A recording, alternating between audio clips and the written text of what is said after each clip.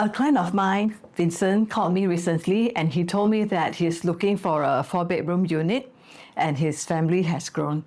I first met him some years ago where I was helping him to sell his HDB flat, and he also bought a freehold condo at about 1.2 million in the year around 2012. And now that condo has appreciated to about 2 million and he's about to make his next move. He told me that he fell in love with cluster houses because of the space. It's got 4 bedrooms, 3 levels, landed with all the condo facilities, and it looks like a place that his kids would really enjoy. So Vincent showed me a few listings of freehold cluster houses, and one of them is Kaleido in the east area, and it all looks very good. 3,001 square feet of space, priced at about 3.7 million, and it works out to be only about 1,002 PSF. Compare that with 3-room condos in OCR areas like Pongo and Sembawang, and they are already going for around 1,006 PSF. So I asked him, what are his requirements like? Is it just the space, or is price appreciation very important too? He said that he would like the cluster house to grow at least 5% per year too, like his current condo.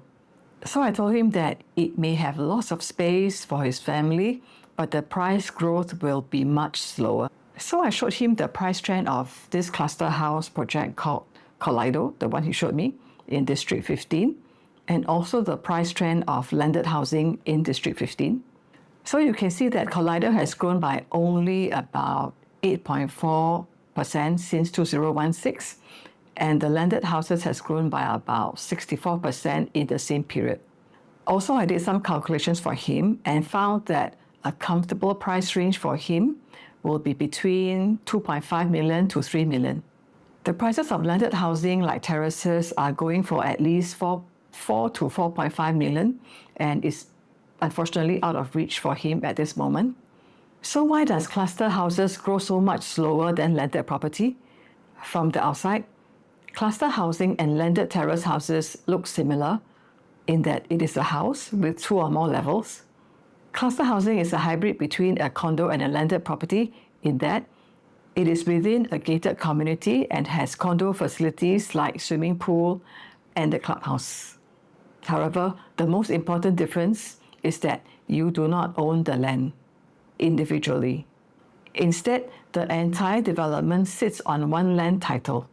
So you own the house unit, but the land is shared with the other owners. As for landed houses, you own the land your house sits on.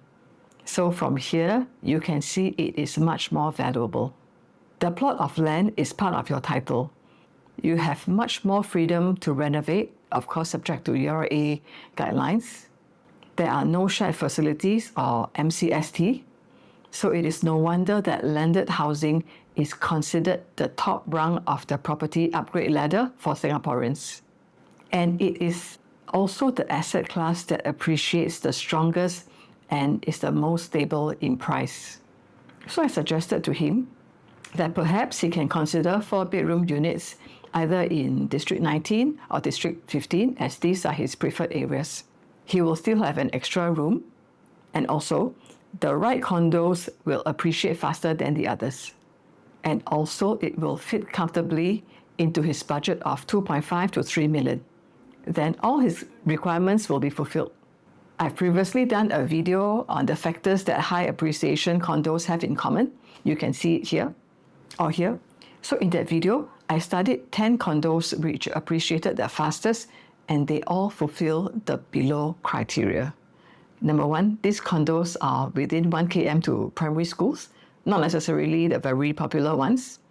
Number 2, these condos are in areas where there are near a lot of HDB upgraders, so there is a waiting pool of buyers that wants to buy from them in future. These condos are also mostly below 10 years old, and these condo projects have at least 300 units, and they are also near supermarkets. Okay, one very surprising thing is that only 3 out of these condos are within walking distance to the MRT, which means that 7 out of the 10 condos with the highest price growth is not within walking distance to the MRT. And since Vincent is interested in areas like Kovan and Serangoon, Okay, let me use the ERA Map Plus to filter out the developments that will fit the above criteria. So here I'll be using the ERA tool, the Map Plus tool, to filter out the units that will fulfill the criteria I've just mentioned just now. So let's look at the filter. So this is, we're looking at Kovan MRT area. So these condos are all within 2 km. They can be either condo, EC, or apartment.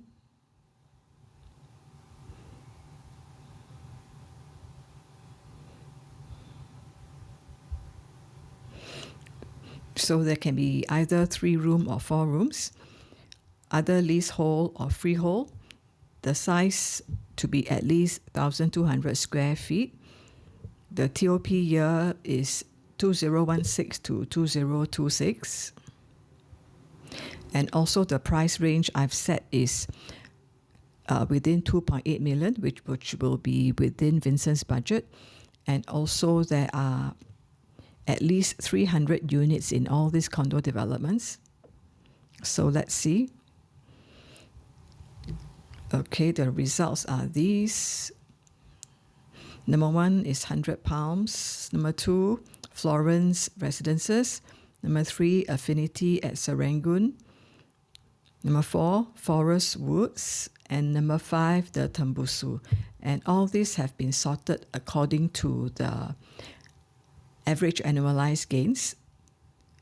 Okay, with the highest being 100 Palm Residences at 10.8%. But of course, the above is just the starting point. When buying a condo, there are a lot of other things to consider, like the general vibe of the environment, the feel of the condo and the surroundings, whether the floor plan is efficient, etc. So if you're planning your next move, feel free to reach out to me and we can discuss what kind of properties are most suitable for you. So see you and talk soon.